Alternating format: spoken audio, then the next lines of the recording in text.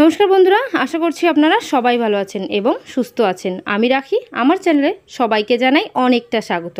তো বন্ধুরা, প্রতিদিনের মতো আজও চলে এসেছি এমন কিছু হ্যাক নিয়ে যেগুলো আপনাদের অনেকটাই কাজে আসতে চলেছে এবং সংসারের দেখবে অনেকটা টাকা পয়সা খরচার হাত থেকেও বাঁচিয়ে তুলবে এবং নিজেদের জন্য একটু সময় বের করে নিতে পারবেন।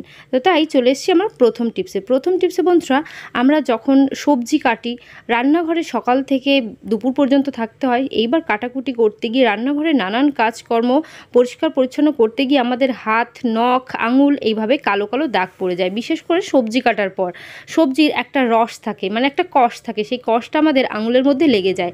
তখন কিন্তু দেখতে ভীষণ বাজে লাগে হাতটা। এবার যদি বাইরে কোথাও ঘুরতে যাওয়ার হয় তখন তো আরও খারাপ লাগে। তখন এরকম কোলগেটের সাহায্যে আমরা কিন্তু আমাদের আঙুল, নখটাকে পরিষ্কার করে নিতে পারি। কিভাবে? এভাবে একটু কোলগেট নিয়ে নেব। কোলগেট নিয়ে ঠিক আমাদের যে নখের মধ্যে যে আঙুলগুলো পুরো কালো কালো হয়ে গেছে সবজির কষ লেগে, ঠিক সেই সমস্ত জায়গায় একটু বেশ ভালো করে এরকম ঘষে দেব। হাতের সাহায্যে এরকম ঘষে দিলে দেখবেন সেই নখের মধ্যে যে কালো কালো স্পটগুলো পড়ে আছে, মানে সবজির যে রসটা লেগে আছে যার জন্য কালো হয়ে গেছে, সেই সমস্ত কালো আর থাকবে না, একেবারে উঠে পরিষ্কার হয়ে যাবে। বন্ধুরা, আর কিছুই দিতে হবে না, কোনো লবণ কিংবা অন্য কিছু দিতে হবে না, শুধুমাত্র পেস্ট দিলেই কিন্তু কাজটা হয়ে যাবে। আমরা সংসারের সমস্ত কাজকর্ম করার পর যদি নিজেদের হাতের, আঙুলের, নখের যদি একটু যত্ন নিতে পারি তাহলে কিন্তু অনেকটাই ভালো লাগে। কারণ রান্নাবান্না করতে করতে হাতের একটা দাগ পড়ে যায়, তখন আমরা একটু কোলগেট নিয়ে যদি সেই দাগগুলো উঠিয়ে ফেলতে পারি তাহলে দেখবে কোথাও ঘুরতে গেলেও আমাদের ভালো লাগবে। কারণ হাত, আঙুল যদি অপরিষ্কার থাকে, কালো কালো স্পট পড়ে যায়, তখন কিন্তু কারোরই সেটা ভালো লাগে না। তো বন্ধুরা, আমি হাতটা ধুয়ে নিয়ে চলে এসেছি। প্রথম অবস্থায় নখের মধ্যে পুরো কালো কালো ছিল, সেইগুলো কিন্তু অনেকটাই উঠে এসছে। দেখতেই পাচ্ছেন আমার আঙুলগুলো পরিষ্কার হয়ে গেছে। তো আশা করছি এই টিপসটা আপনাদের অনেকটা কাজে আসবে, অনেকটা ভালো লেগেছে। যদি খুব ভালো লাগে কমেন্ট করে জানিয়ে দিতে ভুলবেন না। চলে এসেছি আরও একটা টিপস নিয়ে। বন্ধুরা, এখানে আছে ডেনড্রাইট আঠা। ডেনড্রাইট আঠা আমাদের প্লাস্টিকের অনেক এমন জিনিসপত্র বাড়িতে থাকে, যেমন প্লাস্টিকের মগ হয়, যেমন চেয়ার হয়, আরও বড় বড় কন্টেনারগুলো, যে কোনো ছোটোখাটো কন্টেনার ফেটে গেলে, ভেঙে গেলে আমরা কিন্তু ফেবিকুইক আঠা দিয়ে তাদের আটকে দিই। এইবার আটকাতে গিয়ে অনেক সময় দেখবেন আমাদের হাতের মধ্যে আঠাটা লেগে যায়। এই যে ফেবিকুইক আঠাটা এতটাই শক্ত যে আমরা যদি হাতে লেগে যায় সেই হাতটা কোনোভাবেই কিন্তু ছাড়ানো সম্ভব হয় না। খুব জোরে যদি আমরা এটা খুলতে যাই তবে কিন্তু আমাদের স্কিনটা ছিঁড়ে আসার একটা সম্ভাবনা আছে। তো দেখতেই পাচ্ছেন এখানে আমার কিন্তু স্কিনটা অনেকটা উঠেও আসছে। এবার হাতের মধ্যে এই জায়গাটায় কিন্তু একটা খসখসে ভাব হয়ে যায় এই ফেবিকুইক আঠা লাগার ফলে। এবার এই হাতটা কিন্তু একদম ভালো লাগে না। তো আমরা এই আঠাটা কিভাবে হাত থেকে তুলে ফেলতে পারি তারই কিন্তু আজ ছোট্ট একটা টিপস আপনাদের সঙ্গে শেয়ার করব। তো কি করতে হবে, আমাদের হাতে যেখানে আঠাটা লেগে থাকবে ঠিক সেই জায়গায় আমরা নিয়ে নেব সামান্য পরিমাণ লবণ। বন্ধুরা, এইভাবে সামান্য পরিমাণ লবণ নিলেই কিন্তু কাজটা হবে না। এর মধ্যে দিতে হবে সামান্য পরিমাণ 2-4 ফোঁটা নারকেল তেল দিয়ে এইভাবে যদি একটু লবণ আর নারকেল তেলের সাহায্যে এইভাবে আঙুলের মধ্যে ঘষে নিতে পারি তাহলে দেখবেন আমাদের হাতে যে দাগগুলো লেগে আছে, মানে যে আঠার একটা শক্ত মানে খসখসে একটা ভাব হয়ে গেছে, সেটাও কিন্তু উঠে যাবে। কিচ্ছু না, লবণ আর নারকেল তেল দিয়ে এইভাবে একটু আঙুলের মধ্যে ঘষে নিতে হবে, তাহলেই কিন্তু আমাদের হাতের সমস্ত আঠা একেবারেই উঠে যাবে, আর কিন্তু কোনো প্রবলেম হবে না। এই আঠা লাগার পর দেখবে যে জায়গাটায় আমরা হাত দিই না কেন সেখানে প্রচুর পরিমাণে খসখস করে। তো এরকম খসখসও কিন্তু আর করবে না লবণের ফলে। তো বন্ধুরা, আশা করছি আমার এই টিপসটাও আপনাদের অনেকটা কাজে আসবে। আর যদি আমার এই টিপসটা খুব ভালো লাগে বন্ধুদের সঙ্গে কিন্তু শেয়ার করতে একেবারেই ভুলবে না। আর আমার চ্যানেলে যে সমস্ত নতুন বন্ধুরা আছেন অবশ্যই আমার চ্যানেলটিকে কিন্তু সাবস্ক্রাইব করে নেবেন। তো বন্ধুরা, এইভাবে আমাদের হাতটা ধুয়ে ফেলতে হবে, তাহলেই আঠা কিন্তু সমস্ত উঠে যাবে। তো আমি চলে এলাম আমার পরবর্তী টিপসে।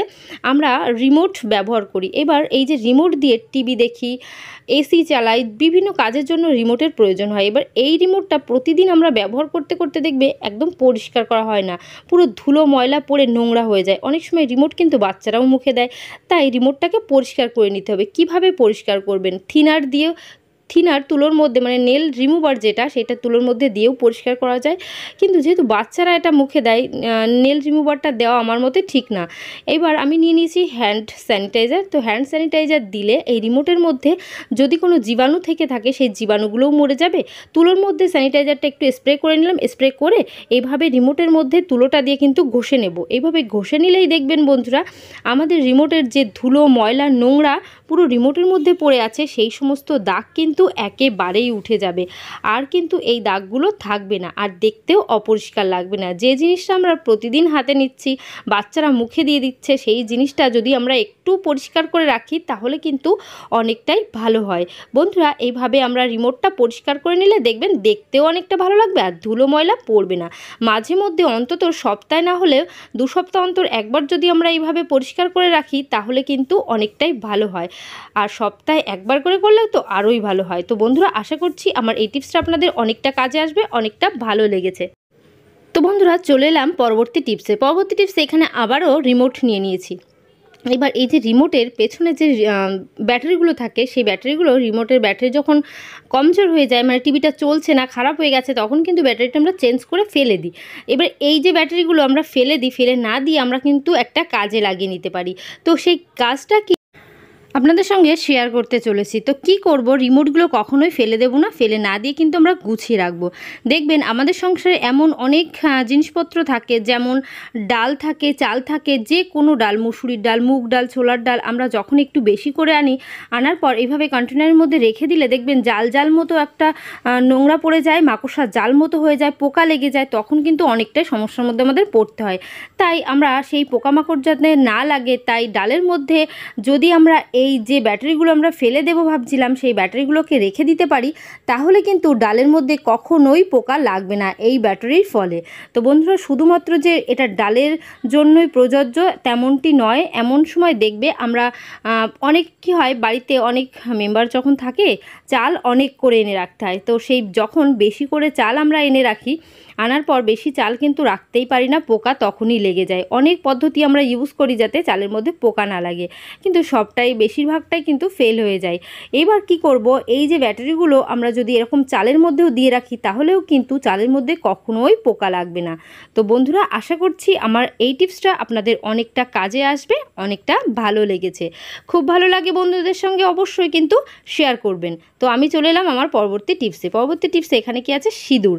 তো সিঁদুর অনেকেই কিন্তু আমরা গুঁড়ো সিঁদুর পরতে পছন্দ করি, আবার অনেকে লিকুইড সিঁদুর পরতে পছন্দ করি।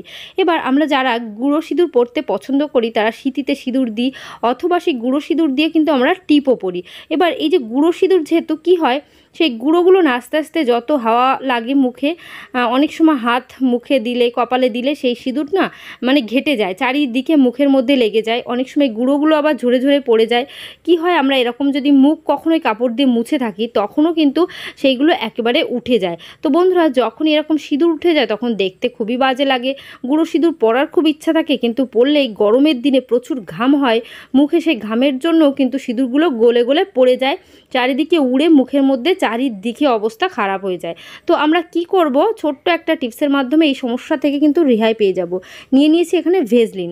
তো বন্ধুরা ভেজলিন দিয়ে কি করব, আমরা সিঁথিতে অথবা কপালে যেখানে এই গুঁড়ো সিঁদুরগুলো পরবো ভাবছি ঠিক সেইখানে একটু সামান্য একটু ভেজলিন এইভাবে দিয়ে দেবো। এইভাবে ভেজলিন যদি একটু ডলে দিই, তারপর যদি আমরা এই যে গুঁড়ো সিঁদুরগুলো নিয়ে মানে আঙুলে নিয়ে এইভাবে যদি লাগিয়ে দিই, তাহলে বন্ধুরা দেখবেন সেই সিঁদুর কিন্তু কখনোই আর উড়ে পড়বে না, চারিদিকে মুখের মধ্যেও লেগে যাবে না, কোনো সমস্যাই কিন্তু আমাদের আর হবে না। সিঁদুরটা যেমনভাবে পরবো ঠিক তেমনভাবেই আমাদের সিঁথিতে অথবা কপালে থেকে যাবে। তো বন্ধুরা আশা করছি আমার এই টিপসটা আপনাদের অনেকটা কাজে আসবে, অনেকটা ভালো লেগেছে। তো আজকের ভিডিও এখানে শেষ করছি। সবাই ভালো থাকবেন, সুস্থ থাকবেন। তো বাই, টাটা, আবার নেক্সট ভিডিও দেখা হবে।